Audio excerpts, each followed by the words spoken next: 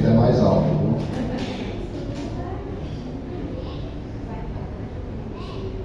Som. Boa noite, irmãos.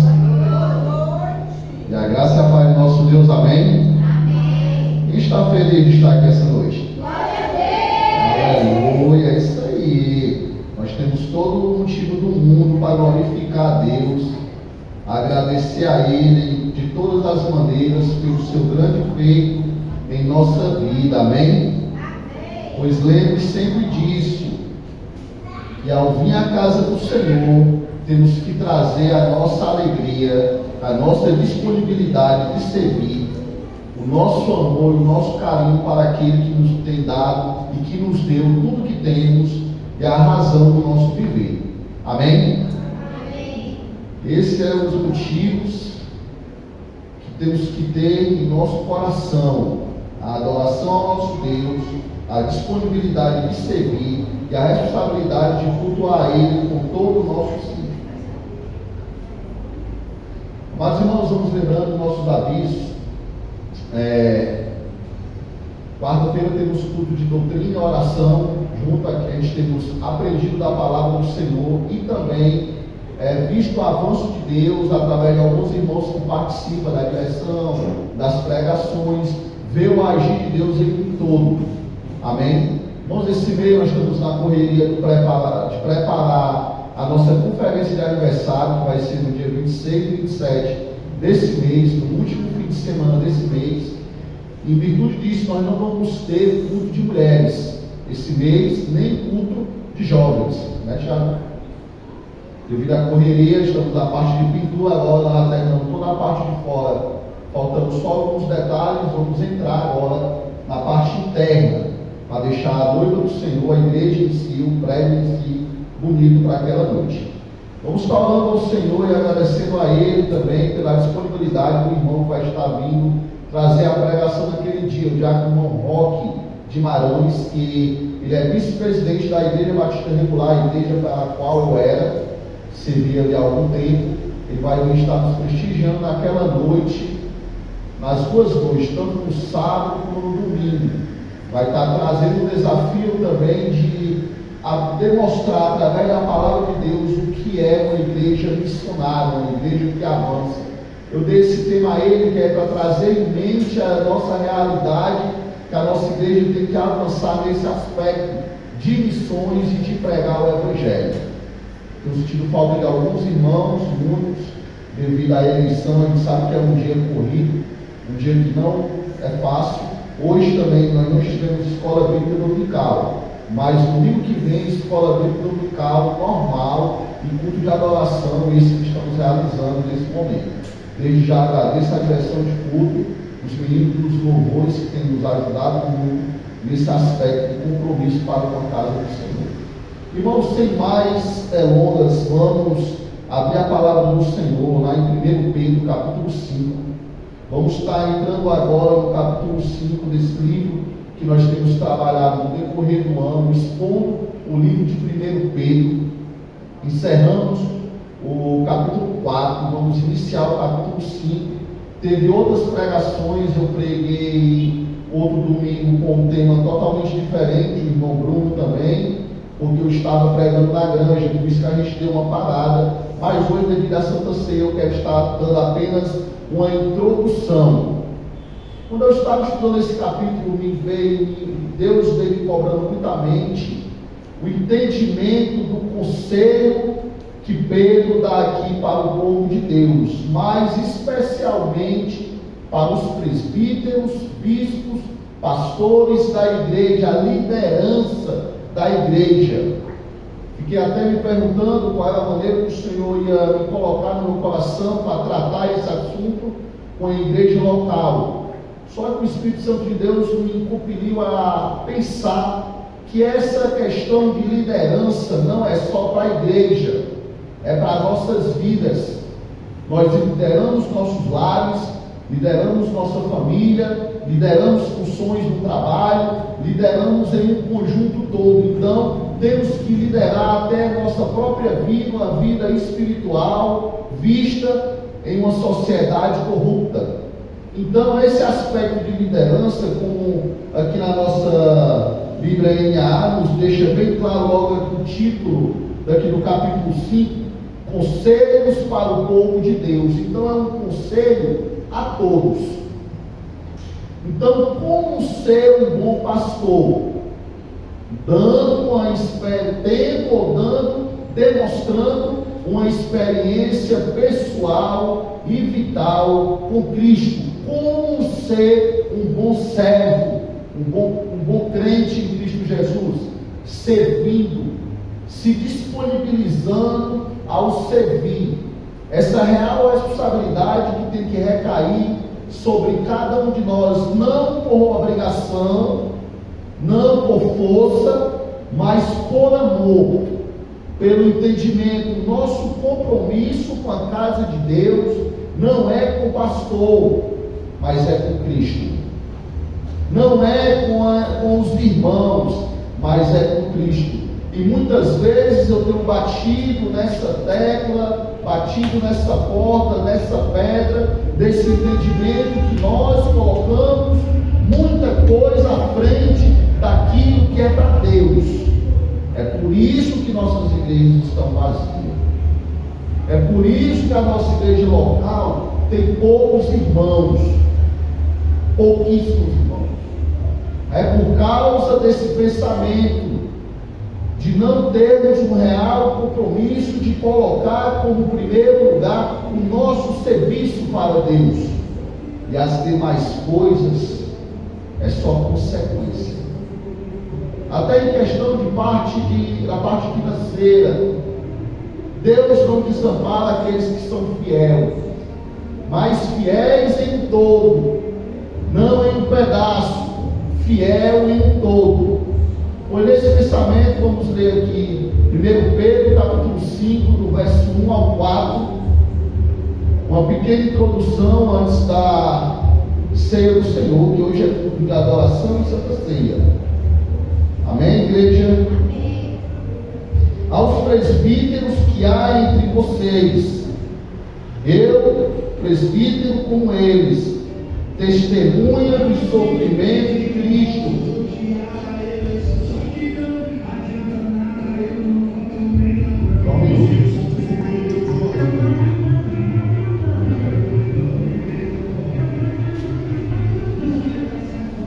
testemunha do sofrimento de Cristo, e ainda co-participante da glória que há de ser revelada.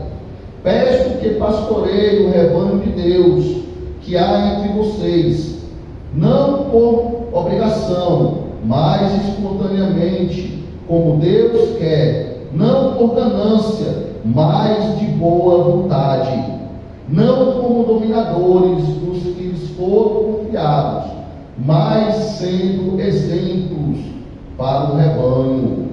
E quando o Supremo Pastor se manifestar, vocês receberão a coroa da glória, que nunca perde o seu brilho.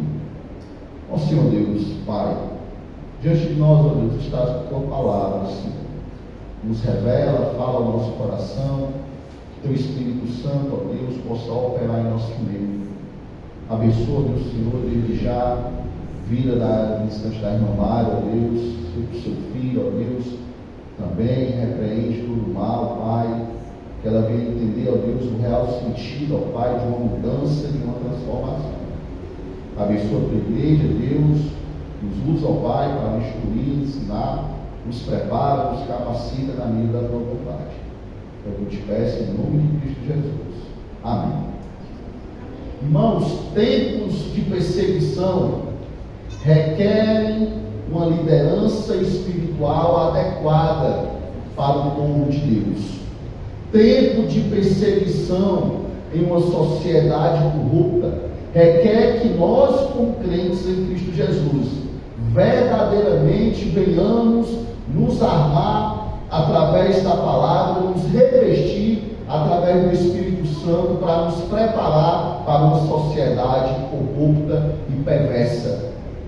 E é através das Escrituras e da palavra de Deus que adquirimos uma liderança firme, forte e convicta em Cristo Jesus. E é através disso que vamos ver o agir do Espírito e proteger a nossa família, proteger os nossos filhos, tirar os nossos filhos desse mundo que só escraviza. Pedro pede que os líderes da igreja cuidem do rebanho, não como se fosse por obrigação, mas de maneira voluntária. Aqui já aprendo algo ao nosso coração e já passo para vocês. Chamado ao entendimento, ao ministério. Não chamado ao entendimento, ao ministério da casa do Senhor e ao chamado e o conhecimento da Bíblia. Não importa de qual forma ele se expressa em sua vida, deve ser algo que passa por um coração puro e uma vida santa. Para podermos servir, temos que ter um coração puro e uma vida santa, uma vida voltada para Deus. Não podemos nos envolver com o ministério por nos sentirmos obrigados ou por qualquer outra motivação, ou genuína, ou com excelência, ou um desejo de ser visto, admirado, ou coisas similares a isso. Tem pessoas que acham que o serviço a Deus é só para aparecer, para receber elogio, para receber palminha no ombro, mãozinha no ombro, ou o bolo quando for completar ano. Não. O papel de liderança no corpo de Cristo é algo que devemos fazer para dar exemplo, para sermos os primeiros a passar pelas aflições, para aprendermos a ter cuidado com as pessoas. Somos os primeiros a sofrer a pancada. Somos os primeiros a receber a crítica. Não é fácil. Não é fácil. Não é um caminho para o conforto, mas para o sacrifício e doações de nós mesmos ao ministério, à igreja local. Assim como Cristo nos se doou por cada um de nós, esse é o papel da liderança. Não ache que é fácil. Se você até então faz parte de uma liderança, ou da igreja local, ou dentro de sua casa, e está sofrendo, está chorando, está lamentando, largue a corda, devolva. Porque o Senhor não chamou pessoas moles, não, dura para a obra dele. Não é fácil. Temos que ser o primeiro a nos doar, o último a nos alimentar, o último a ser ouvido. Uma vez que o julgamento deve começar pela casa de Deus, como nós vimos lá em 1 Pedro, capítulo 4, verso 17, Márcio me ajude aí. 1 Pedro, capítulo 4, verso 17, passamos por esse texto, porque chegou o tempo de começar o juízo pela casa de Deus. E se começar por nós, qual será o fim daqueles que não obedecem ao Evangelho de Deus? O julgamento, o preparo, a transformação começa em nossa casa. O chicote começa em nossa casa.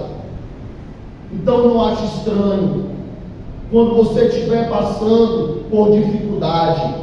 Se nós que servimos vamos ser os primeiros a ser julgados, provados, nesse aspecto de nos tornar mais fortes em meio a batalhas, imagina aqueles que não obedecem a Deus. Eu falo aqui Pedro está falando em termos de preparo, não é em termos do julgamento final, de preparo. Quando enfrentamos dificuldades, lutas, nos tornamos mais fortes, ou é para nos tornarmos. Mas muitas vezes, ao enfrentar dificuldade, somos os primeiros a fraquejar. Do contrário, se nós não estivermos em ordem, nossa casa não estiver em ordem, desintegrará, se acabará. O povo dessa casa ficará desesperado e desequilibrado. Se nós não tivermos nos fortalecendo em Cristo Jesus, todas as vezes que enfrentarmos batalha, vamos padecer, vamos nos enlouquecer, vamos nos desequilibrar diante de Deus, e diante de uma sociedade, e diante da nossa família. Todas as vezes que a perseguição vier, por estarmos assumindo liderança e fraquejarmos, para que sermos líderes, se desistirmos com tanta facilidade? Aqui também encontramos um desafio a nos preparar, a nos fortalecer para aguentar o fardo dos outros. Em nenhum momento o Senhor te chamou para ser líder da tua casa ou líder da igreja para ser fraco. Não. Ao contrário, Ele te chamou porque Ele sabia que você era forte. Isso explica o porquê Pedro escreve esta mensagem especial aos líderes da igreja, encorajando-os a trabalhar firmemente, a se manter firme. Os líderes que fogem em tempos de dificuldade não fazem outra coisa senão provar que eram mercenários e não pastores genuínos.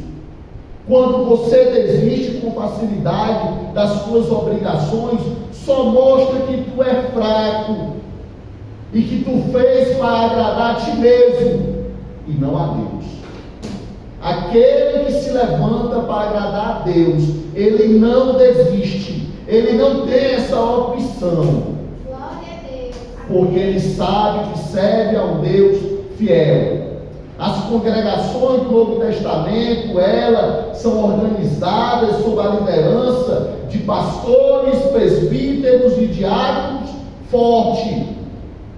O Senhor, quando te disse que a tua casa ia servir ao Senhor, lembre-se, eu e minha casa serviremos ao Senhor. É um texto que todos nós conhecemos e temos escrito em nossa casa, compramos adesivo com essa inscrição.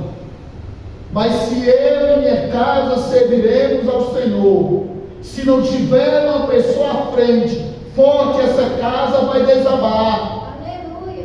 Essa casa vai cair. O termo aqui colocado como presbítero, aqui em João capítulo 10, verso 12 ao 14, Márcio.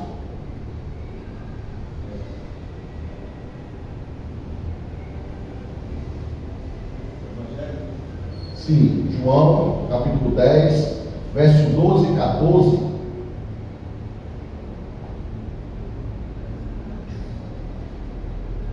Não diz assim: o mercenário não é pastor, a quem não pertence as ovelhas, vê o lobo chegando, abandona as ovelhas e foge. Então o lobo os arrebata e as dispersa, espalha. Pode passar.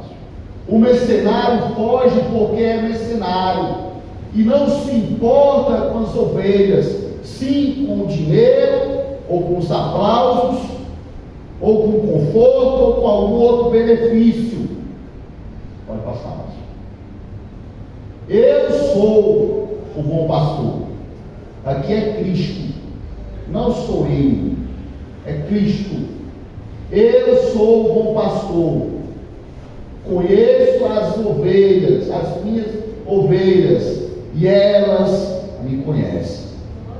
Se você conhece a Cristo, você não desiste com facilidade, porque você sabe que Ele deu a sua vida por você. Os líderes que fogem em tempo de dificuldade não fazem outra coisa a não ser envergonhar o nome de Deus. Então temos que ter esse pensamento. O termo presbítero, bispo, refere-se ao mesmo cargo, alguém que está à frente, alguém que é líder, alguém que é para ser o exemplo, aquele que se doa. Lá em Atos capítulo 20, o verso 17 e o 28 nos diz assim: de Milito Paulo enviou uma mensagem a Éfeso, pedindo aos presbíteros da igreja que se encontrassem com ele. No verso 28 diz: cuidem de vocês mesmos e de todo o rebanho no qual o Espírito Santo os concedeu como bispo para pastorear a igreja de Deus, a qual ele comprou com seu próprio sangue. Aqui está mandando outro presbítero cuidar de alguém. Cuide de si mesmo. E de quem? E do rebanho. Cuidar de você mesmo e do rebanho. Esse cuidado é para não fraquejar. Esse cuidado é para não cair, para não desanimar, para estar olhando verdadeiramente para o autor e consumador da nossa fé, para o próprio Deus que comprou com seu próprio sangue a tua vida. A palavra bispo é traduzida com frequência por pastor. Observe no verso 2 aqui da nossa passagem chave aqui em 1 Pedro capítulo 5. Observe que eu pastoreio o rebanho de Deus que há entre vocês, não por obrigação, mas espontaneamente, como Deus quer, não por ganância, mas de boa vontade.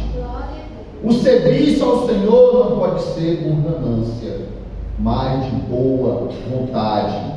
Observe esse título também aqui, empregado aqui em 1 Pedro capítulo 2, verso 25. Porque vocês estavam desgarrados como ovelhas, agora porém se converteram ao pastor e bispo da alma de vocês. Irmãos, esse pastor e bispo aqui está se referindo a Cristo. Vocês não se converteram a mim, não, nem à igreja, mas a Cristo, a Ele com excelência, a Ele. Na verdade, esse termo significa mais especificadamente pastor de ovelhas, outro título para o mesmo cargo, como ele mesmo se referiu lá em Efésios capítulo 11, Efésios capítulo 4, do verso 11 ao 13. Ele mesmo concedeu uns para apóstolos, outros para profetas, outros para evangelistas e outros para pastores e mestres, com vista ao aperfeiçoamento dos santos. Esse aperfeiçoamento dos santos aqui é preparar a igreja para entender as batalhas, as lutas. Então, sempre o papel da liderança da igreja é formar os santos em Cristo Jesus ao serviço, para o desejo, a parte B do versículo 4 aqui de Efésios capítulo 4.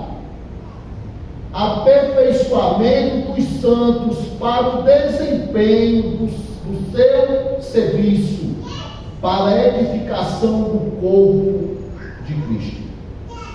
Irmãos, então o serviço que é realizado aqui é para compor o corpo de Cristo, a edificação. E esse serviço aqui é para Cristo, não é para o homem. Então, quando tu critica aquele que está na liderança, tu está criticando simplesmente a Deus. Agora tu tem olhado se tu tem desempenhado um papel com excelência para Cristo? Será que tu tem desenvolvido um papel de liderança onde tu tem sido colocado? Será? Então veja o capítulo 3, até que todos cheguemos à unidade da fé e do pleno conhecimento do Filho de Deus, ao estado de pessoa madura, à medida da estatura e da plenitude de Cristo. Irmãos, essa qualidade nós só vamos ter na eternidade para com Deus.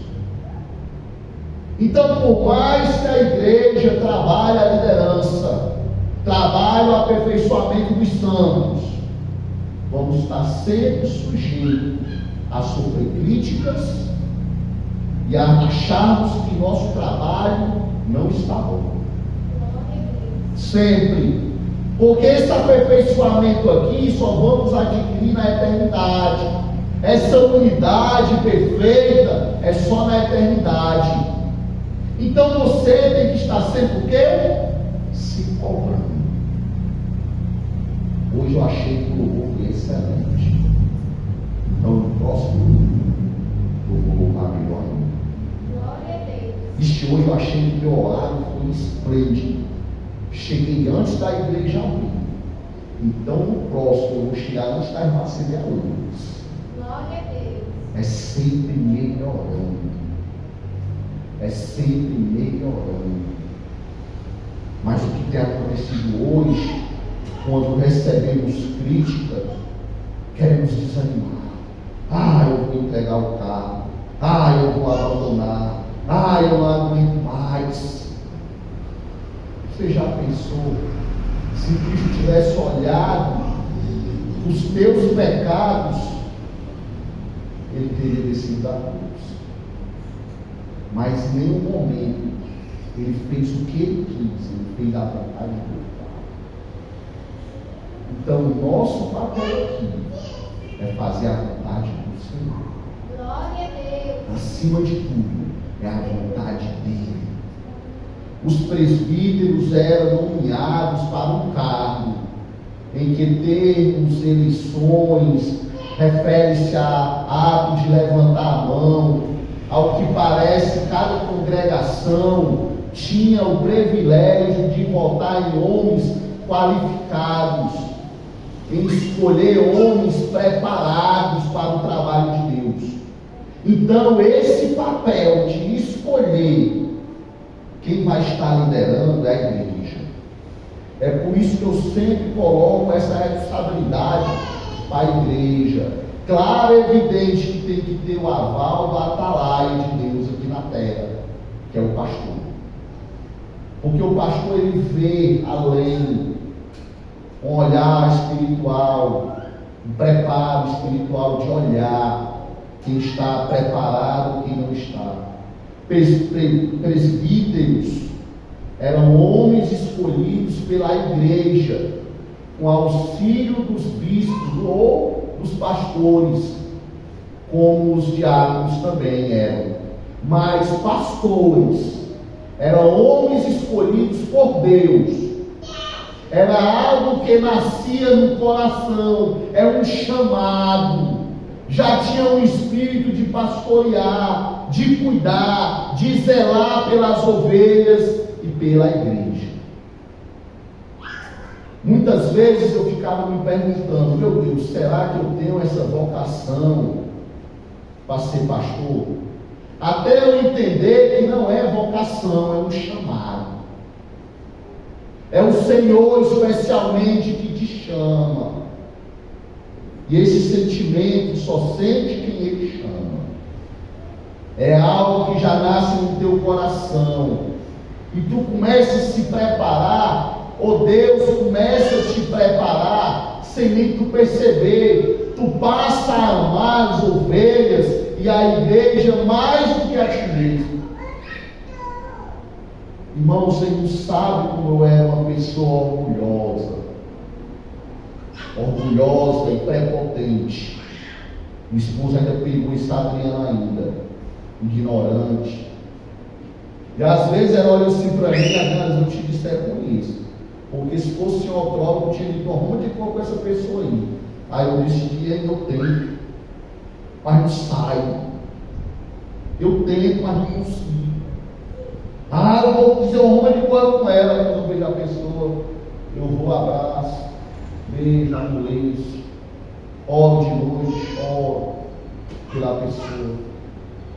Aí ela diz: Adriano, eu não te entendo. Nem eu. Nenhum. Já contei aqui para vocês que ela que botar à frente lá das cobranças lá do reforço dela, eu ia quebrar ela. Porque todo mundo que chegava para contar uma história, eu perdoava. Não, filho, perdoe. Adriano, mas não pode, perdoe. Entreguei o carro. Não dá. Então essa transformação vai acontecendo. A preocupação de Pedro com a excelência da liderança das igrejas locais era unicamente um entendimento de proteger, de zelar. Então essa escolha que Deus faz ao escolher o pastor tem um objetivo espiritual de pastorear, de cuidar, de zelar pelas ovelhas, de se doar. Críticas sempre vai vir. Críticas. Irmão, você não sabe o que é que eu escuto e tenho que filtrar para não chegar em vocês. Você não tem noção. Alguns sabem que eu comento, alguns sabem que eu compartilho, até muitas vezes até por motivo de oração, mas você não sabe. Muitas vezes você chega: pastor, vamos fazer assim. Aí eu digo: irmão, não dá certo.